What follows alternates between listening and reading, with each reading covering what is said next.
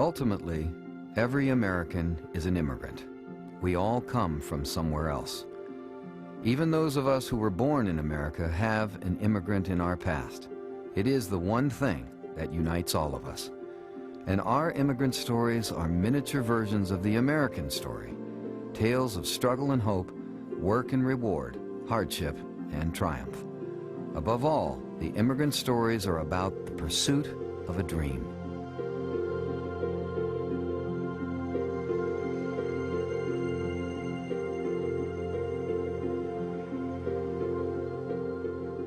They risked everything, their homes, their possessions, their lives, risked it all to come to America. Over the past 400 years, more than 50 million immigrants have made this dangerous, uncertain journey. For many, it was the most difficult thing they ever did, but also the most rewarding. The faces have changed over time, but the story has remained the same, one of risking it all to become American.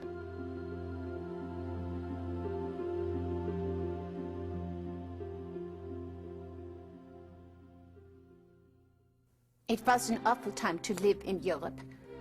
Even if you didn't starve and your children didn't get cholera, and you managed to pay your rent and taxes even then, you just struggled along day by day and year by year. In 1719, we lost most of our crop to locusts, and we knew if we had one more bad harvest, we would lose our land.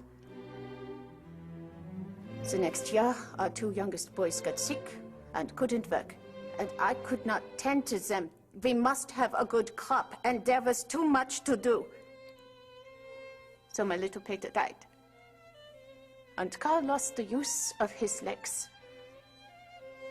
We tried to live a holy life, but it was not possible. We did not worship according to the state religion, and so we were considered heretics. We had to worship in secret, with the knowledge that if we were caught, or even suspected, we might be killed or sent away, our property seized. A man in our township had a brother who moved to America. He received letters, urgent letters. You must come. You must come at once to America. In this land, this blessed land, we have found our salvation. We can worship here, and the land is fertile and hard work is rewarded.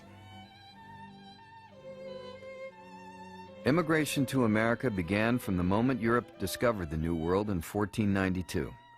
The first wave of immigrants came from Spain, which established colonies in Florida, Mexico, and the Caribbean in the mid-1500s. In the 1600s, large numbers of immigrants began to come from England, Germany, France, the Netherlands, and Africa, the latter as captives on slave ships. This broad range of immigrants made America a multi-ethnic, multicultural nation from the very beginning. About a third of the soldiers in George Washington's Revolutionary Army were born overseas. So were 8 of the men who signed the Declaration of Independence.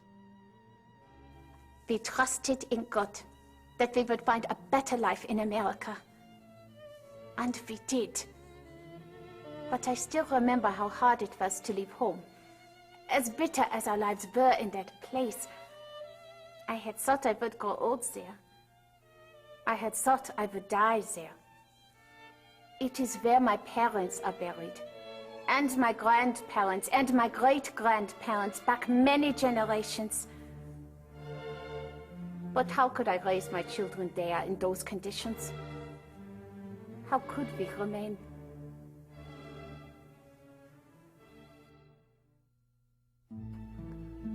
I had never seen such suffering as that famine brought.